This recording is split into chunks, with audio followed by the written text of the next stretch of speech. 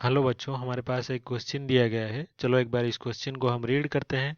So the question says a potentiometer is an accurate and versatile device to make electrical measurements. तो potential meter जो है, potentiometer, वो accurate है, बहुत ही सटीक है और वर्साटाइल, मतलब बहुत तरह से यूज हो सकता है। किसके लिए? इलेक्ट्रिकल मेजरमेंट के लिए। तो सर्किट में जब इलेक्ट्रिसिटी फ्लो करता है तो डिफरेंट एलिमेंट्स उसमें होते हैं, तो उसमें मेजरमेंट चाहिए होता है।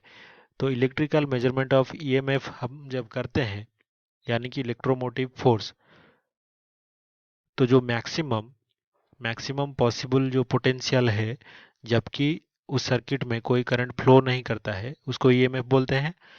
तो वो उसके लिए बिकॉज द मेथड इन्वॉल्व्स, तो इस पोटेंशियोमीटर में इस तरह का मेजरमेंट के लिए कौन सा मेथड हम यूज करते हैं वो हमें जानना है। तो पोटेंशियोमीटर में जो मेन प्रिंसिपल होता है यूज, वो क्या होता है? व्हीटस्टोन ब्रिज का। तो यहाँ पे जो गाल्वानोमीटर हमारा लगा हुआ होता है, तो उस गाल्वानोमीटर में हमें बस ये तय करना है कि कैसे जो करंट वो फ्लो कर रहा है वो जीरो हो सके।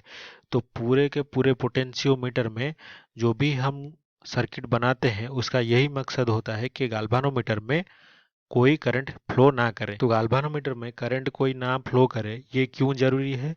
क्योंकि हम जब ईएमएफ किसी सेल का मेजर करते हैं, जो ईएमएफ होता है इलेक्ट्रोमोटिव फोर्स, तो यहाँ पे नॉर्मली ये क्या होता है? कोई सेल का, जबकि कोई सर्किट का, किसी सर्किट में मैक्सिमम पोटेंशियल डिफरेंस हमें निकालना होता है। पोटेंशियल डिफरेंस कब? जबकि उस सर्किट में कोई करंट फ्लो ना कर रहा हो। तो क्योंकि हम ईएमएफ का, इलेक्ट्रिकल ईएमएफ का मेजरमेंट कर रहे हैं, तो ईएमएफ कोई सेल का क्या होता है? जब पोटेंशियल डिफरेंस उस सेल में मेजर करना है, मैक्सिमम पोटेंशियल डिफरेंस, जबकि कोई करंट उस सर्किट में फ्लो ना कर रहा हो।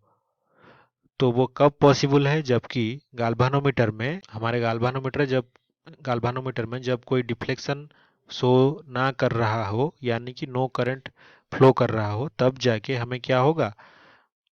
ईएमएफ जो है पता चलेगा इस सर्किट में।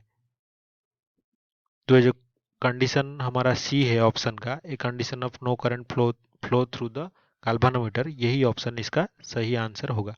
तो आई होप कि आपको समझ में आया होगा। Thank you.